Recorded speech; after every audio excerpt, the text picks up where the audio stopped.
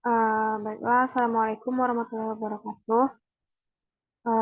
Langsung saja untuk menghemat waktu kita, kami dari kelompok 2 izin mempresentasikan materi yang telah kami diskusikan, yaitu tentang metode kita. Baiklah, materi pertama itu akan disampaikan oleh Jumaida Aulia. Pada Jumaida Aulia, silakan.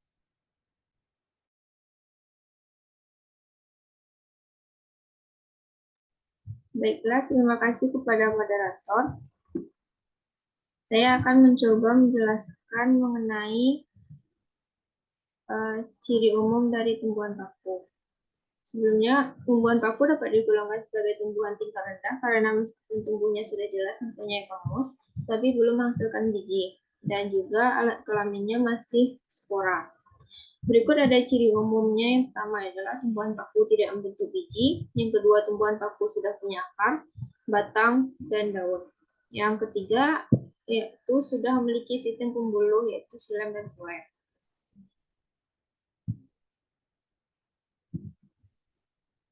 Berikutnya, tubuh utama tumbuhan paku adalah sporofit. Yang kelima, mengalami metagenesis. Yang keenam, berkembang biak dengan spora yang terbentuk pada sporangium. Letaknya ada di permukaan ventral atau di ketiak daun. Alat reproduksi jantan pada tumbuhan paku disebut dengan antheridium, sedangkan betina disebut archegonium. Dan yang terakhir adalah daun yang masih muda akan menggunung layaknya gagang jola. Salah satu ciri utama tumbuhan paku dibandingkan dengan tanaman lain yaitu karakteristik daunnya. Selain itu, permukaan daun bagian bawah tanaman paku terdapat bintik-bintik coklat yang biasa disebut dengan spora atau spongarium yang memiliki fungsi untuk alat perkembangbiakan. Sekian materi yang dapat saya sampaikan, saya kembalikan kepada moderator.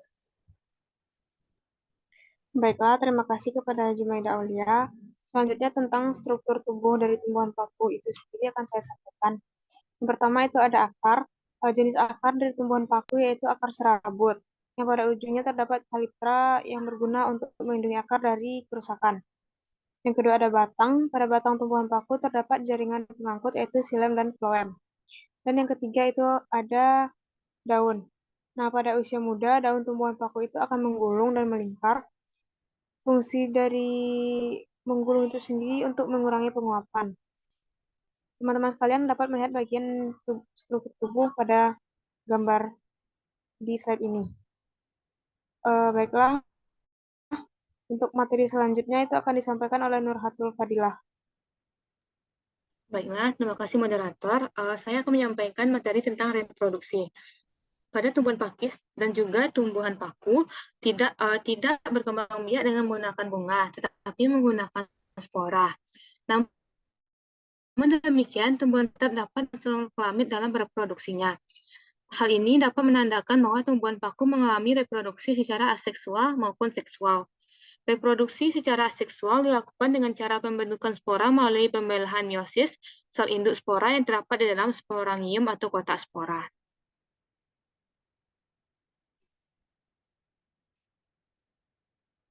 Jika kadar air pada kotak spora berkurang, kotak spora akan sobek dan mengeluarkan spora yang ada di dalamnya. Spora akan tersebar dan akan tumbuh menjadi protalium jika lingkungannya sesuai untuk tumbuh. Reproduksi aseksual pada tumbuhan paku dilakukan dengan rizoma. Rizoma adalah batang yang tumbuh di dalam tanah.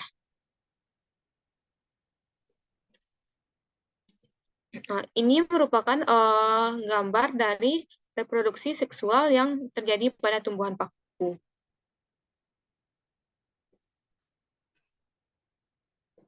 Ini adalah gambar yang menggambarkan terjadinya reproduksi aseksual pada tumbuhan paku melalui rizoma atau stolon.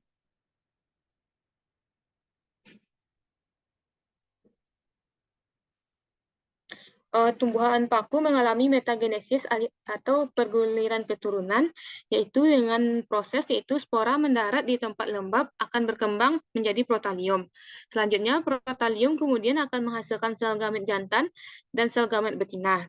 Penyatuan antara sperma dan ovum akan menghasilkan zigot. Zigot akan berkembang menjadi sporofit paku dan tumbuh menjadi tumbuhan paku yang biasa kita lihat. Sporofit yang telah dewasa akan menghasilkan sporangium atau kotak spora untuk menghasilkan spora.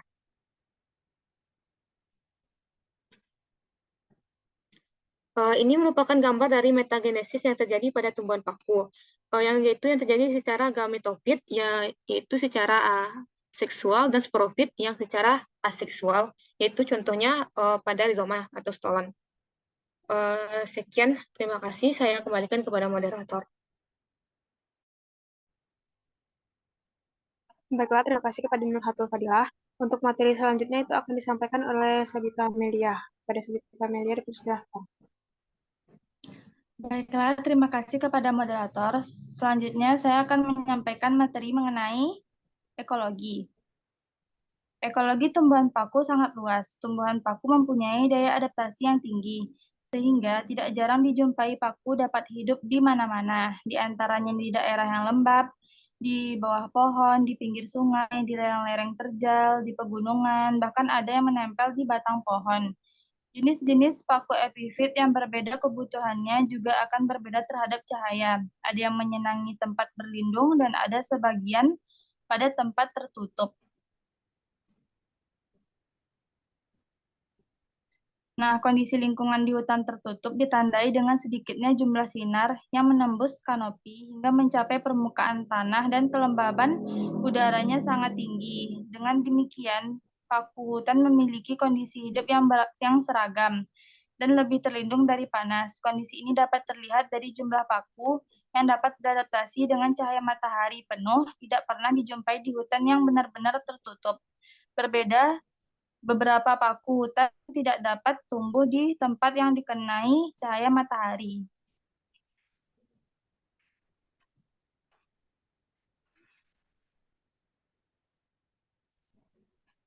Selanjutnya, paku yang menyenangi sinar matahari atau sunfirm, selain ada yang membentuk belukar dan ada juga yang memanjat. Sebagian kecil sunfirm tumbuh di tempat yang benar-benar terbuka. Namun demikian, memerlukan juga lindungan dari sinar matahari. Paku yang membentuk belukar membentuk sendiri naungannya dengan cara membuat rimbunan yang terdiri dari daun-daunan. Sekian yang dapat saya sampaikan, saya kembalikan kepada moderator. Baiklah, terima kasih kita ucapkan kepada Sabita Amelia. Selanjutnya materi terakhir itu akan disampaikan oleh Danisken.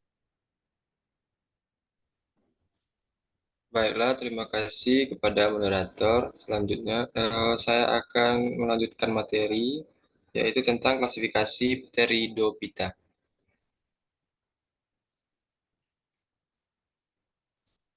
Sejarah klasifikasi tumbuhan paku itu terbagi menjadi dua, yaitu ada yang klasifikasi lama dan klasifikasi yang baru.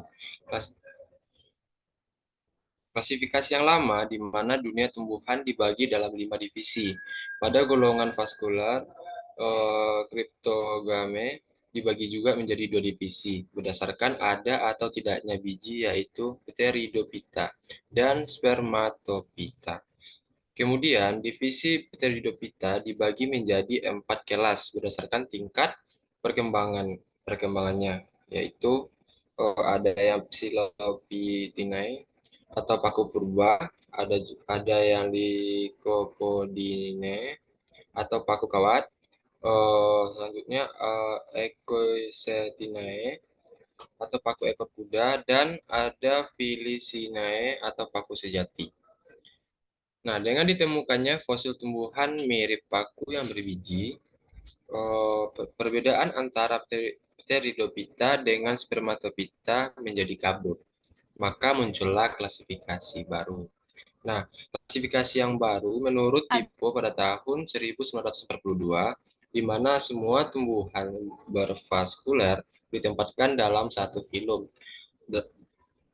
Tracheophyta, yang dibagi dalam 4 subfilum, yaitu Psilopsida, Lysopsida, Spenopsida, dan Pteropsida.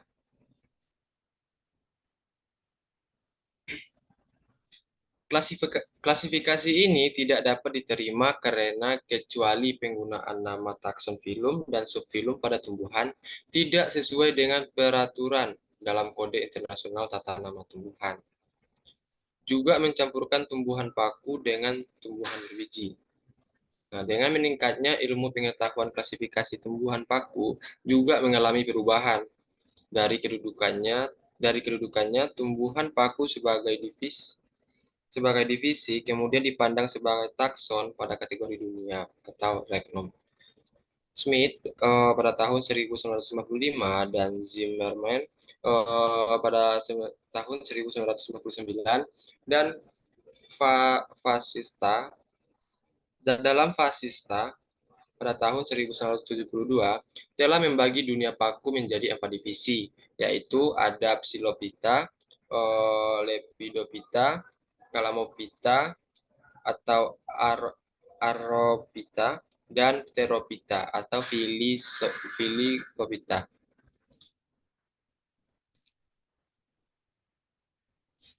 Nah, yang pertama itu ada Psilophytinae atau paku purba, di mana Psilopsida itu berasal dari bahasa Yunani, yaitu psilos, yang artinya telanjang. Merupakan tumbuhan paku purba atau primitif yang sebagian besar anggotanya sudah punah dan ditemukan sebagai fosil. Jenis tanaman paku-pakuan ini hidup dalam periode antara zaman Silurian dan Devonian. Psilotum memiliki struktur tubuh yang sangat sederhana.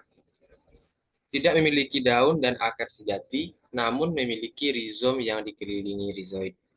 Batangnya memiliki percabangan dikotomus. Untuk paku purba yang memiliki daun, ukuran daunnya kecil atau mikrofil yang berbentuk sisik.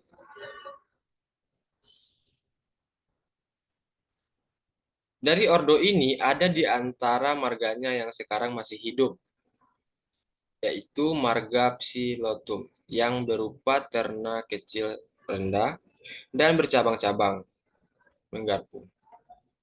Tumbuhan ini sama sekali tidak berakar, hanya mempunyai tunas-tunas tanah dengan rizoid, dan pada batangnya terdapat mikrofil atau daun-daun kecil berbentuk sisik.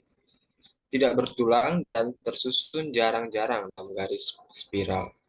Contohnya, ada Psilotum nudum yang masih terdapat di Pulau Jawa. Selanjutnya, Psilotum triquetrum hanya terdapat di daerah tropika.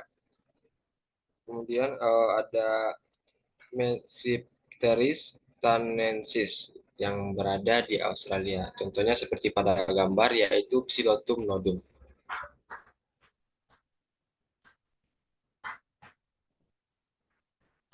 Selanjutnya nomor 2 yaitu Lycoponidae atau paku rambat atau paku kawat, di mana batang dan akar-akarnya bercabang-cabang dan menggarpu.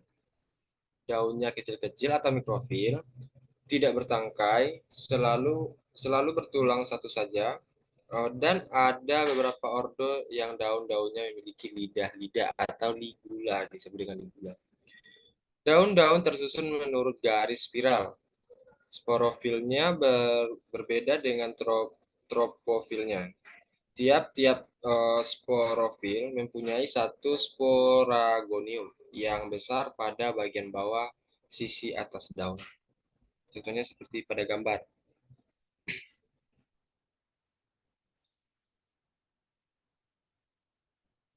Selanjutnya nomor 3 itu ada Equisetopsetinae atau paku ekor kuda. Itu disebut juga dengan paku ekor kuda atau horsetail. Karena jenis tanaman paku-pakuan ini memiliki percabangan yang khas berbentuk uliran atau lingkaran. Paku ekor kuda tumbuh melimpah pada zaman karbon dengan ukuran yang besar dan tingginya mencapai 15 meter. Fosilnya saat ini dimanfaatkan sebagai batu bara. Jenis tanaman paku Equisetopsida memiliki batang beruas-ruas, berongga, serta memiliki rizom. Daunnya kecil atau mikrofil, atau berbentuk sisi transparan yang tersusun melingkar. Terdapat strobilus di ujung batang, merupakan jenis paku peralihan. Contoh spesies jenis paku ekor kuda ini adalah Equisetum debile, seperti pada gambar. Selanjutnya nomor 4, Pteropsida atau Felicinae. Disebut juga dengan paku sejati. Pteropsida atau paku sejati adalah jenis tanaman paku-pakuan yang sangat mudah ditemui di lingkungan sekitar. Jenis paku ini memiliki ukuran dan bentuk yang sangat bervariasi. Hidup secara terestrial, akuatik, maupun epifit. Juga memiliki batang yang ada di dalam tanah atau rizom. Daun berukuran besar atau makrofit yang berupa lembaran dan mudahnya menggulung atau sirsinate pada tumbuhan paku terestrial dan epifit. Memiliki sporofil atau daun penghasil spora dan tropofil, daun untuk fotosintesis dan tidak menghasilkan spora. Spora dihasilkan oleh sporagium yang tersusun membentuk sorus di mana di permukaan bawah daun. Contoh spesiesnya yaitu ada Adiantum sp dan Telipteris sp. Seperti contoh pada gambar itu adalah spesies Adiantum sp.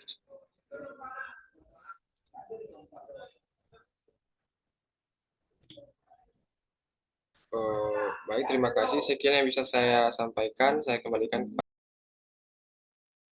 Baiklah, terima kasih kita ucapkan kepada Denisken. Mungkin sekian presentasi dari kelompok kami. Apabila ada salah dan janggalnya, kami mohon maaf. Kami sudahi dengan Assalamualaikum warahmatullahi wabarakatuh.